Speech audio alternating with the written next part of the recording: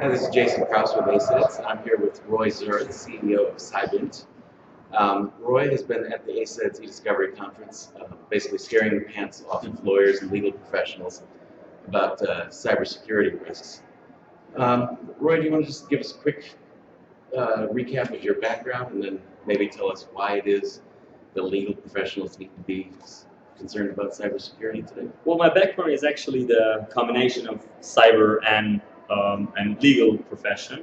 So I started as a cyber officer or as an intelligence officer in the Unit A200, which is the equivalent to the NSA, which is the Israeli NSA. I worked there for 10 years in several positions as a cyber expert, as more as an intelligence expert. But as the cyber evolved, then I began to practice more cyber issues in this unit. Afterwards, I studied law and management and business in Tel Aviv University, and I worked in the Israeli Supreme Court in the Knesset, which is our parliament.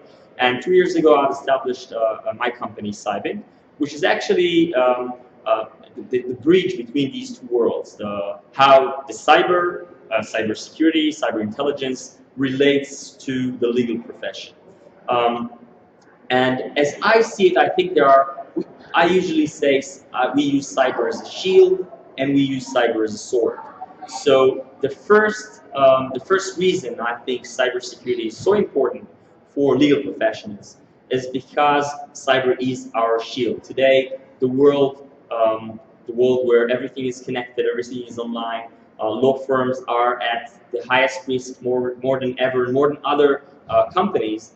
Then cybersecurity, you need to understand it, your employees need to understand it because 95% of cybersecurity is actually human awareness. And you need to understand the specific implications in legal companies or in law firms that your employees have to know. So this is the shield. The second thing is cyber as a sword, or cyber as web intelligence tools you can use in order to win cases, litigation, due diligence. I mean, legit tools, legal tools, not something, of course, not for any criminal activity, not hacking anyone. So you can use cyber actually to gain an edge over your rivals in litigation or to get information on any case you're involved in. It's not just for investigations. It's not just for private investigators or cyber investigators. Even for me as a lawyer, I use these web tools every day, several times a day, and I watched it in court how it gives me an edge over others. And the third thing is more than not just as a shield and as a sword, but just as cyber for legal practice. Because today, if you are providing legal services to your clients, not just cyber companies. I mean, you're doing corporate law or torts or contracts. It's all relates to cyber issues. Because, for example, if you have present a company, let's say a tort, you have a car accident, but today cars they have computers inside. So you can hack computers and cause accidents from cyber. So you need to understand what is Internet of Things. You need to understand what is autonomous cars, etc. The same with contracts. The same with corporate. So actually, without understanding, for example, if you don't know what is Bitcoin, what is the dark net, and how you can actually, I can order a murder or another criminal activity from the dark net. But if I'm a lawyer and I don't know what is the dark net and what is Bitcoin and how we can order such thing, then I have a problem to provide these legal services. So to summarize it, actually cyber and the legal profession has more in common than what you might think. And it's much more legal issue than just a technological issue.